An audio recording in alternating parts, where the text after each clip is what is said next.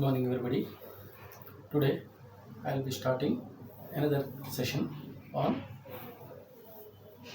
principles of engineering mechanics and force system. So this will be the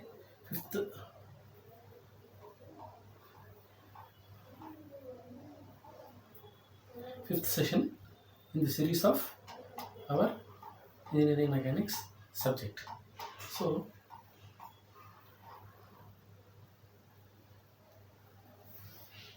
we have seen what are the different types of forces, how to find the resultant of two forces, and what is Lami's theorem, and also we have seen how to resolve a single force into two components, two perpendicular components, that is vertical component and horizontal component. So before going into the detail into some advanced problems, we will again brush up our previous knowledge. So resolution of force can be done about rectangular coordinate axis. So when several forces are acting, several concurrent forces acting on a body, then we can resolve each and every force into vertical and horizontal components. These components can be added according to their signs, and then we can find the resultant of forces by knowing only the sum of perpendicular forces and sum of vertical forces and some of the horizontal forces which are perpendicular to each other. So it is a simple case, then our case will become a simple case of two forces acting perpendicular to each other on a single point. Then our resultant will be equal to root of P square plus Q square if two forces are P and Q. Now in our problems we are following the notation, that is total sum of horizontal forces is sigma h and sum of the vertical forces is sigma v. So we can say R is equal to sigma fh square plus fv square. Similarly, tan alpha, the resultant direction with respect to the horizontal, will be given by sigma fv by sigma fh. So alpha is equal to tan inverse sigma v by sigma fh, that is tan inverse sum of horizontal components of all forces, sum of vertical components of all forces by sum of horizontal components.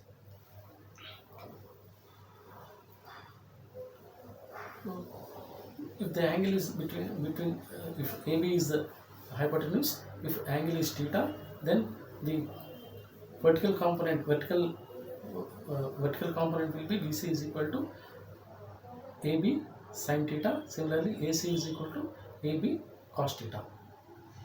AC is equal to, if we say length AB is represented by force F, then AC is equal to F cos theta. That is the horizontal component AC will be equal to F cos theta, and vertical component BC will be equal to F sin theta. This we have seen in our earlier session. We have done a few problems based on them. Thus, a force can be resolved into horizontal and vertical components as F cos theta and F sin theta respectively. We also discussed about what are the notations we are following. That is, all the forces which are moving along the x-axis towards right are considered as positive, and forces which are moving along the x-axis towards left are called as negative. So forces FH when it moves towards right along the x-axis, then we call them as, when we treat them as positive forces. When they move towards left, we treat them as negative forces. Similarly, we consider upward forces in vertical direction as positive and downward forces along the y-axis as negative. This is the notation we follow. So therefore, when forces are, so we have taken the rectangular coordinate system, then all the forces can be allotted to one quadrant or the other. So each force will lie in one quadrant or the other when the point on which they are acting concurrently is treated as origin. In the first quadrant, both the components, the vertical component as well as horizontal component will be positive, because in the first quadrant they move towards right and up. So the horizontal component is positive and vertical component is also positive. Similarly, in the second quadrant, the horizontal component moves towards left and vertical component moves towards up. Then the forces will be FH will be negative, FV will be positive. In the third quadrant, the force, when force acts in the third quadrant, its components will be towards left and towards downwards. Then both components sigma V and sigma H are negative. Similarly, in the fourth quadrant, the horizontal component will move towards right, the vertical component will move downwards. Therefore, we can consider them as the horizontal component as positive and vertical component as negative. So this is the way we resolve the forces in each quadrant and assign them the proper sign. And also I am reminding you that all our thetas, all our forces are acting with respect to the horizontal axis. That is, the angle which we are measuring is with respect to the horizontal axis. Then only the horizontal will be cos theta, the vertical will be sin theta. So with this background, we will solve the resultant of any three forces which act at a point at the origin. That is, point O, we can say they are acting at a origin at some direction. So let these three forces be F1, F2 and F3. F1 is lying in the first quadrant, F2 is lying in the second quadrant, and F3 is in the third quadrant.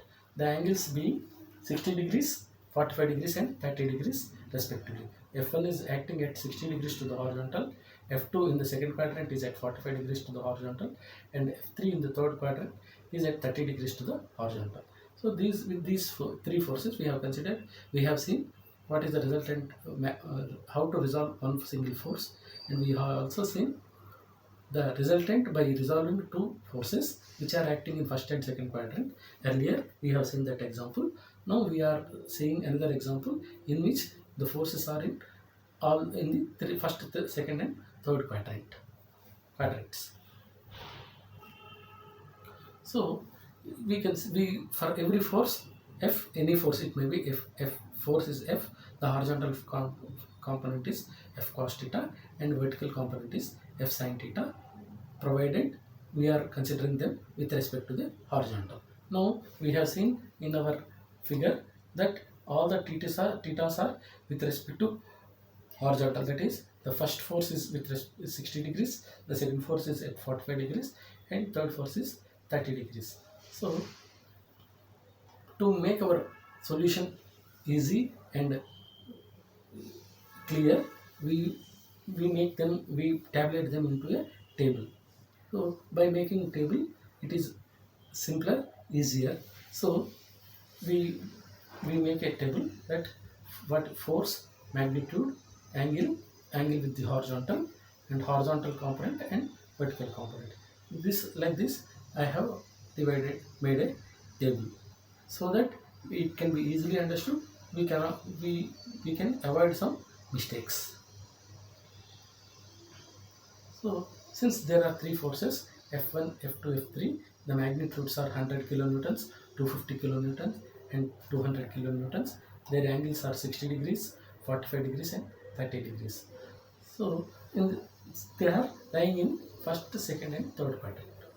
Resolve them horizontally. So horizontal components will be 100 cos 60, F2 will be 250 cos 45, F3 will be 200 cos 30.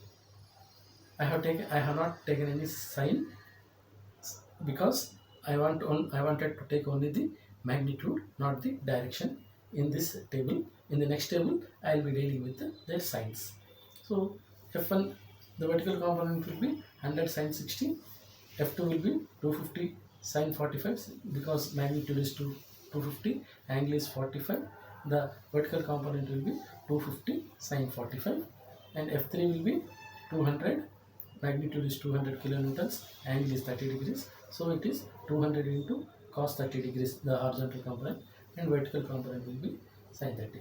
strictly speaking, these horizontal components, the first component is moving towards the right, the second, in the second quadrant it is moving to the left, in the third quadrant it is also moving to the left. So F2 and F3 horizontal component should be minus 250 cos 45 and minus 200 cos 30.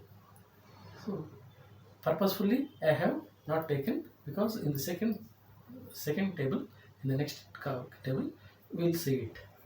Similarly, vertical component, in the first quadrant the vertical component is upwards, it is positive. In the second quadrant also it is upward, it is also positive. In the third quadrant it will be downwards, that is, it is negative. So here we have seen the magnitude, angle and horizontal component and vertical component. So it is 100 cos 60 has become 50, 250 cos 45 in the second quadrant became minus 176.77, 200 cos 30 is minus 173.2. So when we sum up, the sum of the horizontal angles, horizontal components is minus 299.97. Similarly, vertical component is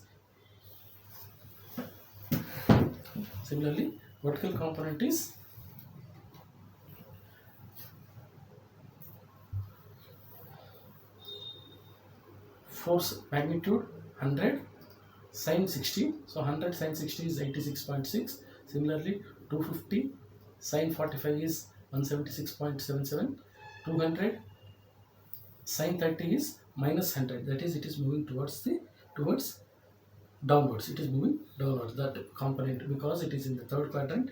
It is pulling towards left and pulling towards below. That is, the angle is in the third quadrant. So the components will be left hand side and downwards. So that is why we have, in the third quadrant both the components are negative. In the second quadrant the horizontal component is negative, the vertical component is positive. In the first quadrant it is both are positive. So moving to the summation is minus 299.97, that is sum of all horizontal components is minus 299.7. That means all these components, since they are collinear, we have discussed earlier that the horizontal components, all the horizontal components will be on x-axis. So all the forces are collinear. So 50 minus 176 and minus 173 are along the straight line. Therefore, they are algebraically added. Their sum is minus 299.97. Similarly, all the vertical components will act along the x-axis. That is, 86.6 is acting upwards, 176.77 is also acting upwards, but along the x-axis. Similarly, minus 100 is also acting along y-axis, along the downward direction. So these three are acting vertically along the same y-axis. Then they are also collinear. When forces are collinear, simply we add them according to their sign.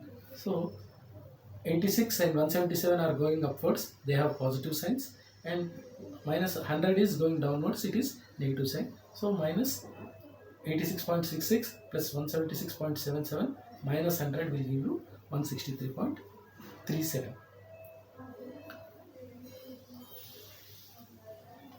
Therefore, sum of the horizontal components is sigma Fh, that is minus 299.97 kilonewtons. Sum of the vertical components is sigma Fv, that is 163.37 kilonewtons. We can say that now the problem is reduced to two perpendicular forces, Fh and sigma Fh and sigma Fv. So now all the components of forces are resolved, are bundled into two forces, one horizontal force and one vertical force. So these two are perpendicular to each other, therefore we can simply add them by our usual formula, that is P is equal to R, resultant R is equal to P square plus Q square plus 2PQ cos theta under root. Since they are perpendicular, cos theta is 0, R is equal to root of P square plus Q square. So here R is equal to sigma Fh square plus sigma Fv square.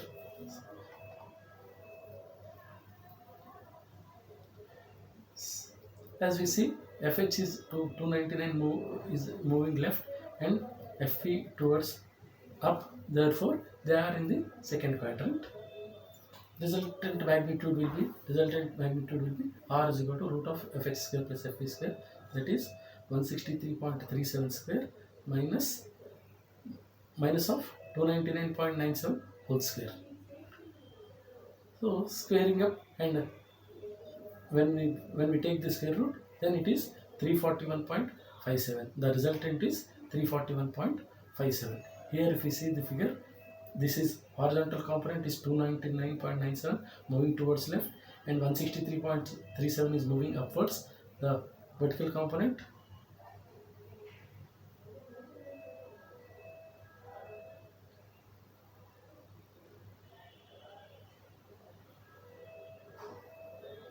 so the resultant is 341.57, which is moving at an angle alpha. We are also interested in not only what is the magnitude, here we want also the direction. As we know, this forms a right angle triangle, so alpha is equal to vertical force by horizontal force, or vertical component of force by horizontal force. This is since it is a perpendicular, it forms a rectangle. If it is 163.37, this is also 163.37. So vertical by horizontal, 163.37 by 299.97 will give you tan alpha. So therefore tan alpha is equal to sigma Fv by sigma Fh, that is 163.37 by minus 299.97. So this comes up to minus 0.59544. Therefore tan alpha is equal to 0.544. If we want only alpha, we make tan alpha is equal to 0.554. So tan inverse is equal to tan inverse 0.554 is equal to gives the alpha. Alpha is equal to minus 28.57 degrees. That means we are in the second quadrant. So our resultant is with respect to horizontal at a direction of 28.57 degrees. If we see some observations, as we know that this force is at an angle of forming an angle of, the resultant is angle of 28 degrees. Why? Because if we see the horizontal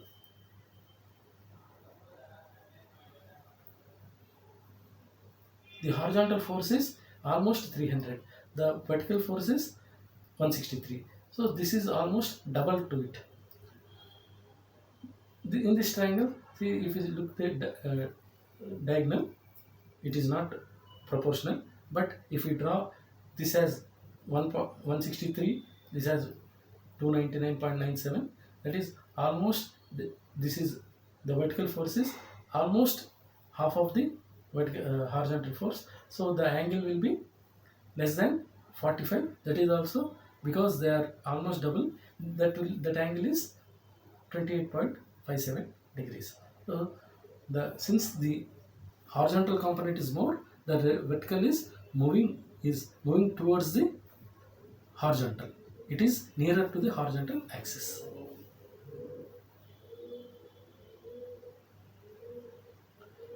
Now we will see at another example, that is we will see the resultant of, we have seen resultant of three forces. Now we will go for another problem which consists of four forces.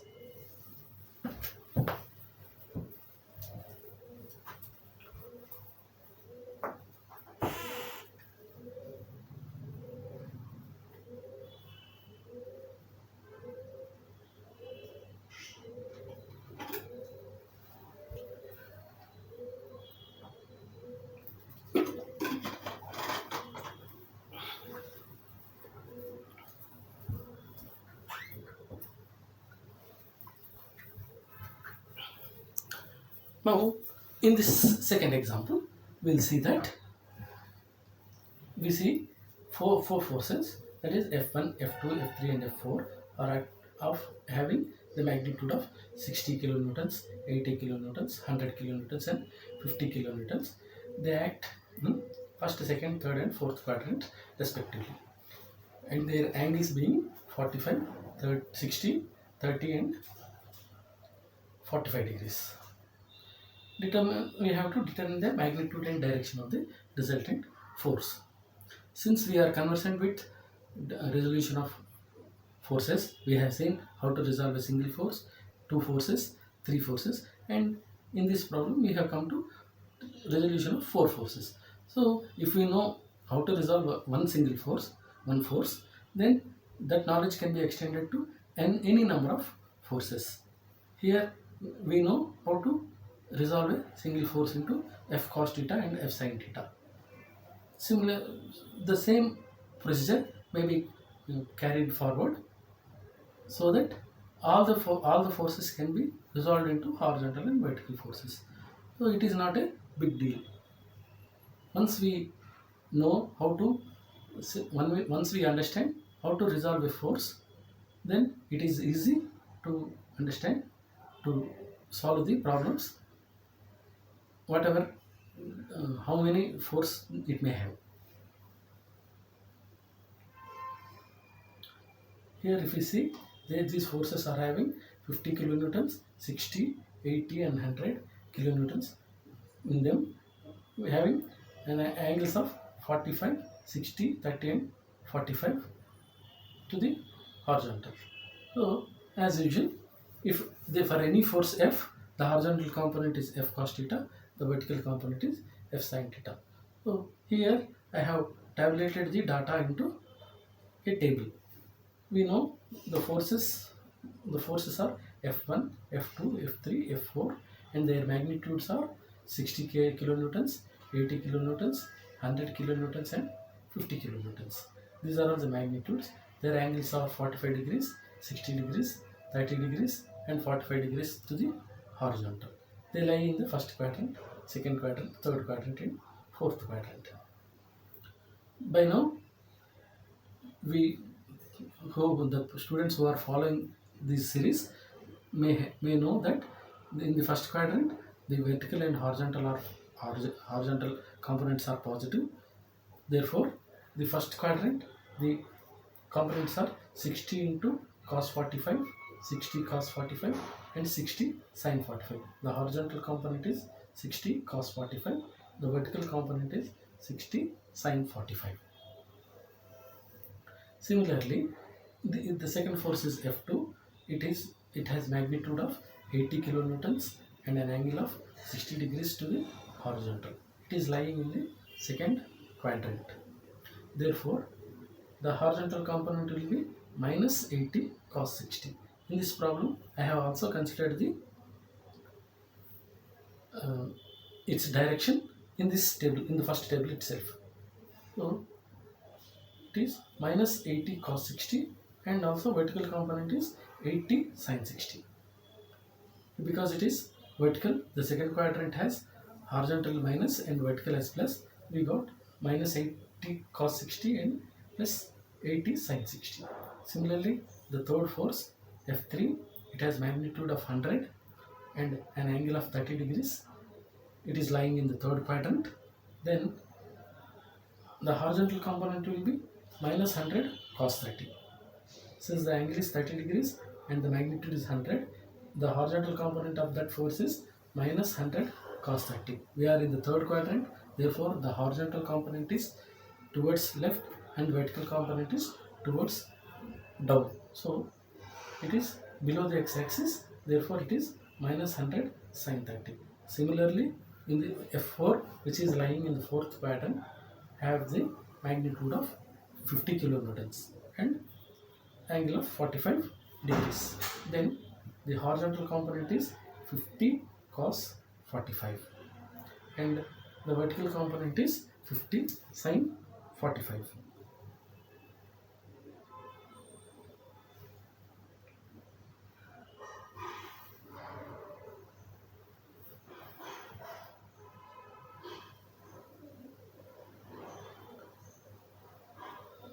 Now calculating this 60 cos 45, 80 cos 60, all these values, I get 60 cos 45 as 42.42, 60 sin 45 as 42.42, both are positive. 80 cos 60 is minus 40, 80 sin 60 is 69.28, 100 cos 30 is minus 86.62, 100 sin 30 is minus 50. Similarly, 50 into sin 45 is 35.35, 50 sin 45 is minus 35.35. So, in the fourth quadrant, we have the horizontal component is positive and the vertical component is negative. Similarly, third quadrant, horizontal is negative, vertical is negative. In the second quadrant, horizontal is negative and vertical is positive. In the first quadrant, both are positive. We should make sure that their signs are proper, because the calculator can give you the value of the cos 60 into cos 45, 60 into sin 45, all those values. But the sign we have to decide. We have to be very careful with the sign, otherwise the entire problem will go wrong. Simply, when we solve, don't simply rely on calculator. Let us use also our common sense, that in which direction the force is moving. So by checking once again, by being very cautious that these components are in proper directions, then we have to sum them. So algebraic sum of all these components, that is minus 42.42, sorry, plus 42.42 minus 40 plus 86.60 plus 35.35. So it will come up to minus 48.43, because it is minus 126 plus 77, almost 77. So the sum will be minus 48. Similarly, if you see here, it is plus 111 plus 111.70 minus 84.35. So this will give 26.35, the total. Then the resultant magnitude is r is equal to root of fx square plus fe square, that is 55.49, and that is minus 48.83 whole square plus 26.35 whole square under root. So r is equal to 55.486 kilonewtons. It is almost 49 kilonewtons. That is why I have put here 55.49. I have rounded off this to 55.49. This is the resultant. So here the vertical is 26, the horizontal is minus 48.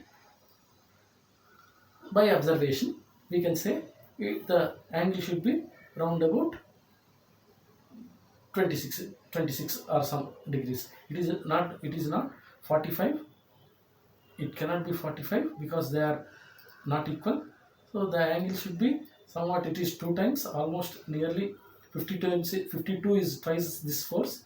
So it is 48, this is 26. So this angle should be almost nearly maybe 26 or 26 to 30 degrees. Let us see. So tan alpha is equal to sigma fb by sigma fh. That is 26.35 by minus 48.35, that is minus 0.544. Alpha is 28.35. So resultant direction is 28.35 degrees. Now let us come to yet another problem in this series in resolution of forces. This will be the last problem. I have taken a typical problem in which generally the students get confused. Wantedly, the examiners slightly tweak the problem so that the student is expected to use his knowledge how the forces can be represented. So here in this problem, 4 forces are acting at a point as shown in the figure. That is in the first quadrant. If you look at the figure, in the first quadrant, 60 kilonewtons is moving away from the origin at 30 degrees. Similarly, another force 80 kilonewtons is moving towards the origin. That is, it is pushing the origin. All forces are fully, all generally we have taken in the earlier problem, all the problems are pulling the origin. From here, from origin they are taking off.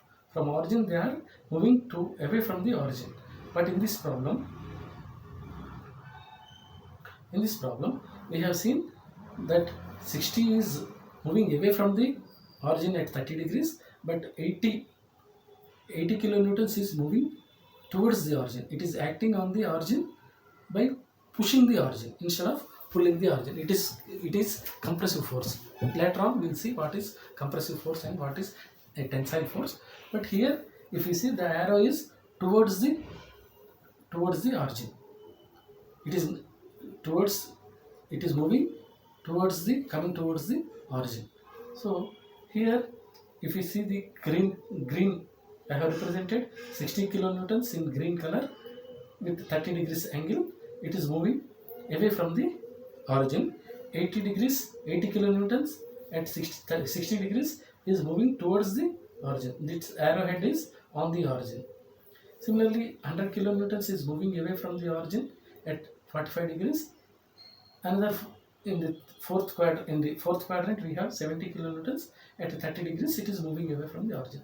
So green, that is 60 degrees, this blue 100 kilonewtons and 70 kilonewtons. These are three forces which are moving away from the origin. Only 80 kilonewton force is moving towards the origin. That, in that case, we use our knowledge of principle of transmissibility. You may know that when we have seen the principle of transmissibility earlier, that when a force pushes or when a force acts on a body, it can be placed anywhere along the straight line in that direction. That is, if a force is pushing a point, if we place it on the other side, then it will pull the point along the straight line. So we have to keep them along the same straight line. Then the effect will be same, whether it is pushing along that same straight line or pulling along that same straight line, the effect will be same. This is what the principle of transmissibility said. So according to transmissibility, the force, one force can be replaced by other force this of same magnitude if it is anywhere along the straight line on that body.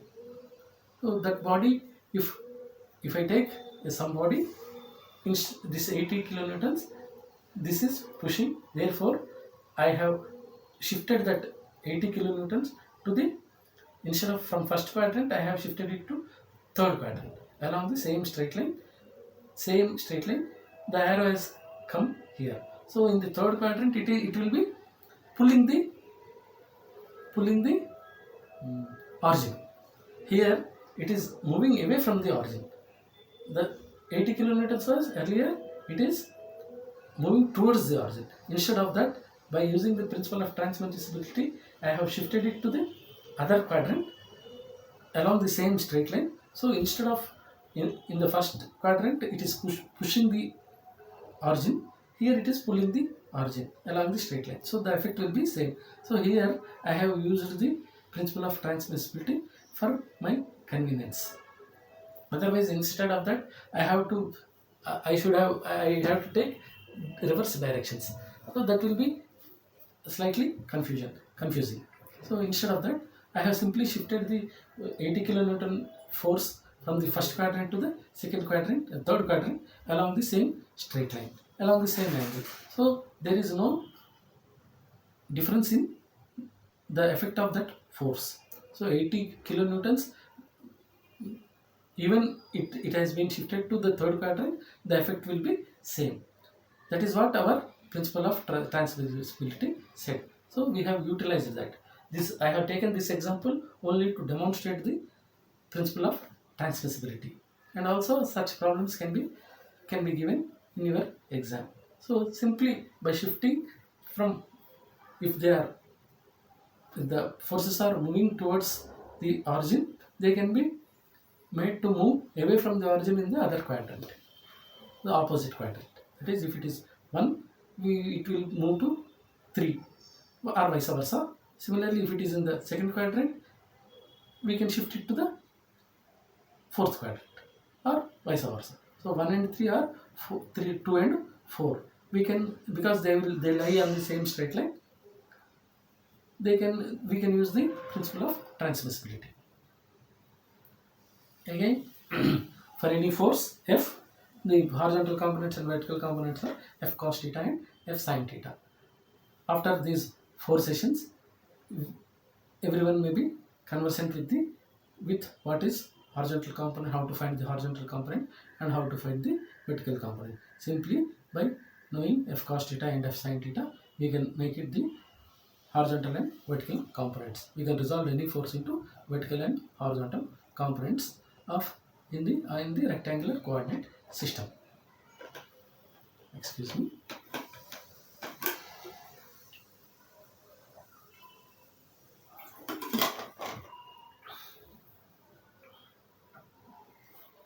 So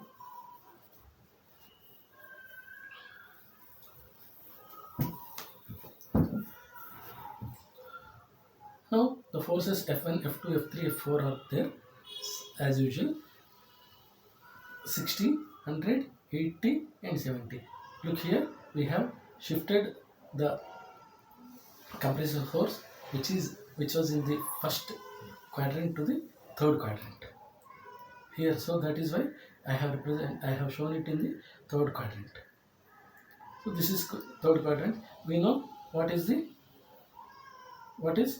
alternate angle. So an angle, suppose if we draw a line to any axis or any line, the alternate angles will be same. That is why here the 60 degrees to the horizontal becomes 60 degrees to the horizontal in the other quadrant also, because it is cutting the x-axis. So the alternate angles will be same. That is why when it is 60 degrees here, it will be also 60 degrees in the third quadrant to the horizontal. That is, alternate angles are equal. We have seen in our 10th class or 9th class geometry that the alternate angles are equal. Similarly, F4 is 70, the angle is 30 degrees, it is lying in the fourth quadrant. We have seen, so horizontal component will be 60 cos 30, vertical component will be 60 sin 30. Second force F2 is 100 degrees, 100 kilonewtons, acting at 45 degrees to the horizontal. Then it becomes minus 100 cos 45, because it is in the second quadrant moving towards the left. The horizontal component is minus. Similarly, the vertical component is towards up. It is 100 sin 45. Similarly, F3 is 80 cos 60 minus 80 cos 60 and minus 80 sin 60. That is in the third quadrant, when 80 kilonewtons is acting at some angle, both the components will be negative. That is towards the left and towards down. In fourth quadrant, it is 70. The magnitude is 70. The angle is 30. That it is in the fourth quadrant. Then 70 cos 30 and minus 70 sin 30 will be the horizontal and vertical components respectively. If I calculate what is 60 sin 45, it is 60 cos 45 is 42.42. 60 sin 45 is also 42.42. Both being in the first quadrant are positives. 80 sin 60.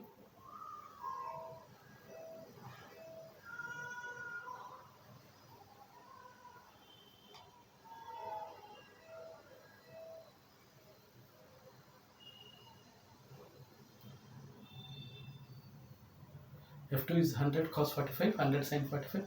F3 minus 80 cos 60, minus 80 sin 60, and this is this one. So if I sum them, they will come up to minus 48.43 and 26.35. Sorry, there is a slight mistake. Now, if I sum them, they make the sigma FH is 1.87 and sigma FV is minus 3.57. So the horizontal component is 1.87 kilonewtons, the vertical component is minus 3.57. We can observe that the horizontal component is very small, that is almost, it is double, it is almost double. So the angle may be around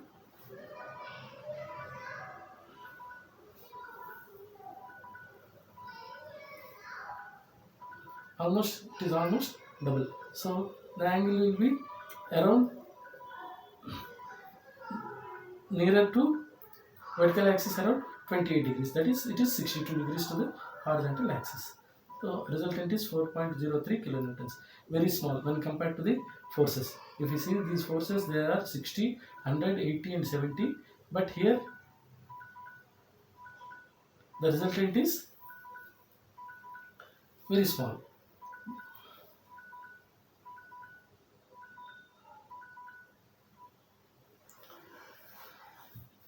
The sigma FH is 1.87 and sigma FV is minus 3.57 and the resultant is 4.03 kilonewtons. All these forces, 80 kilonewtons, 100 kilonewtons, 60 kilonewtons and 70 kilonewtons, finally they are resulting in a single force of 4.03 kilonewtons. That means their entire effect is being neutralized by the other forces. So each force is neutralizing the effect of other forces, and finally only a small effect, that is small resultant force of 4.03 is acting on the body in at a. So tan alpha, if we calculate the alpha is equal to minus 3.57 by 1.87, that gives alpha value as 62.35 degrees. That is, it is 62.35 degrees with respect to the horizontal. So this, since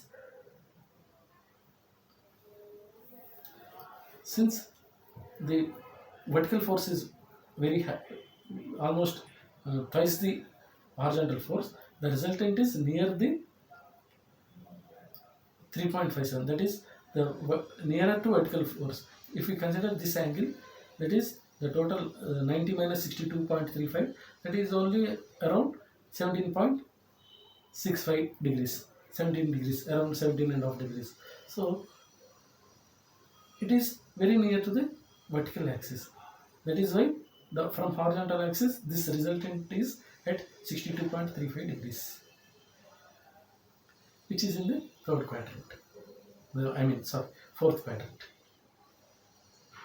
So if we see the observation, if we see the results, what we observe from this problem, we observe that the second force 80 kilonewtons is acting towards the origin at an angle of 60 degrees in the first quadrant.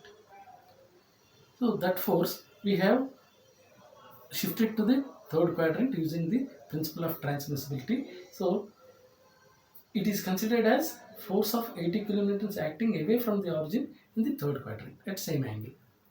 Since it is acting at 60 degrees to the horizontal, then in the same angle it is also acting 60 degrees to the horizontal, but in the other quadrant, in the other direction. When it is in the first quadrant, it is moving towards the origin. In the third quadrant, it is moving away from the origin. Here the principle of transmissibility is used. We have used the principle of transmissibility. This is how we solve the problems on resolution of forces. So many students, I have seen many students, they are not clear about the concept, how to resolve the forces, and then also how to give the sign, that is how to find out the actual direction of the force. If we are clear about this concept, then solving such problems will be very easy. You will never commit any mistake in solving these problems. Simply we have to be clear that we have to resolve the forces horizontally and vertically. So we have to keep in mind that in which what is the angle of force with respect to which axis. So that is why I have insisted that whenever we have any angle, even if in the problem it is given with respect to vertical, we will convert that angle into horizontal angle. Suppose if it is given that the force is, let us say if this red line is at some, let us, in the problem if it is given that it is at an angle of 30 degrees to the vertical, so simply we convert them to the 60 degrees to horizontal, because it is the total angle is 90 degrees. In 90 degrees, if the force is at 30 degrees to the vertical, it will be 60 degrees to the horizontal. Similarly, if it is 60 degrees to the vertical, it will be 30 degrees to the horizontal.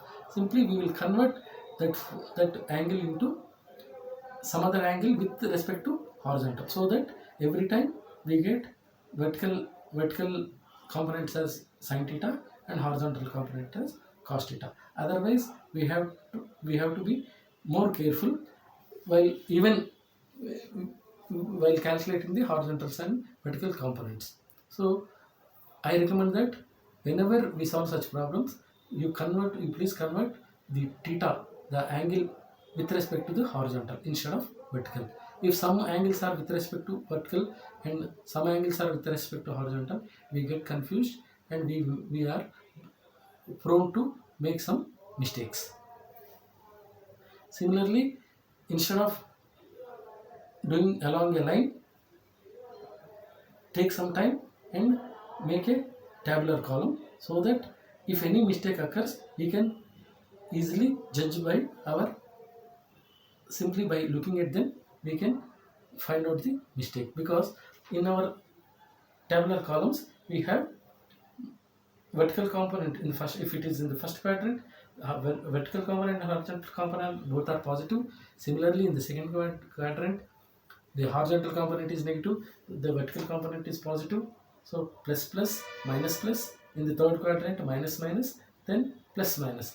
So this by looking at them, if at all we commit any mistake, simply we can find out we can rectify them easily. Otherwise it will slip away from our eyes. We are bound to make some mistakes, and finally we will be at loss. Instead of that, take spend some more time. In exam also we have lots of time. Simply being systematic, it will be very easy, and this tabulation will give you clear idea. And if at all some mistakes are there, we can simply by our eyesight we can judge them, that whether their angles are correct, whether their magnitudes are correct. We can see 60 60 60, 30 30 30, that is 60 is magnitude here and here, direction is 30 degrees 30 degrees, and whether the sign is plus plus here, 100 here, 100 is magnitude, 100 are magnitudes, 45 45 are signs, cos and sin are their components. So 100 cos 45, 100 sin 45, minus plus, immediately we will know that they are correct. Similarly, 80 80s are magnitudes, through two magnitudes are properly represented. Similarly, two angles are properly represented. Cos and sin, for horizontal it is cos, for vertical it is sin. Similarly, the signs in the in the third quadrant, they are both are minus. So by this tabulating these results, we can easily find out whether it is, I have made two tables. Instead of that, you can make, simply you can calculate here, you can put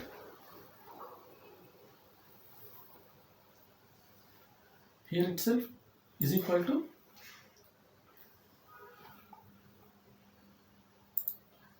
42.42. Here it is. If we simply increase this, to explain this problem I have taken two different tables. Otherwise one table would have been sufficient. It is 42.42. Here it is 42.42.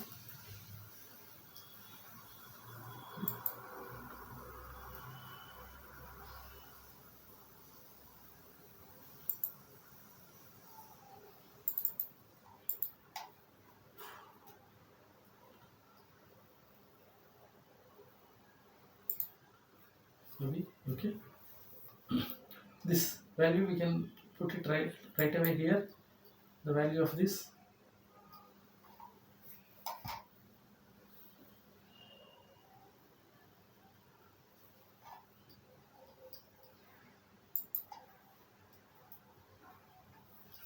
Similarly, 60 sin 30. Here we can put 30.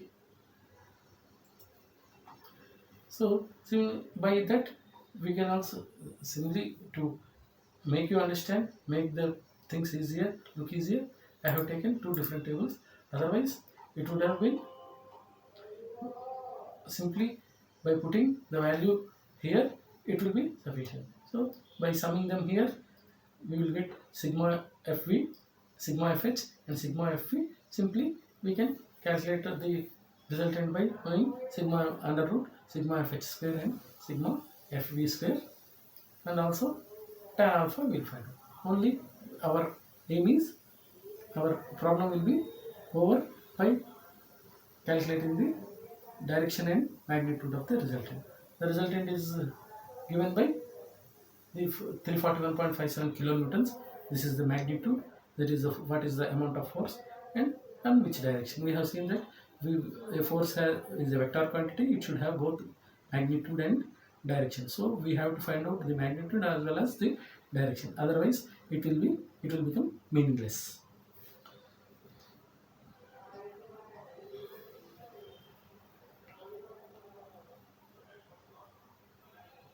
So with this session, with these inputs, I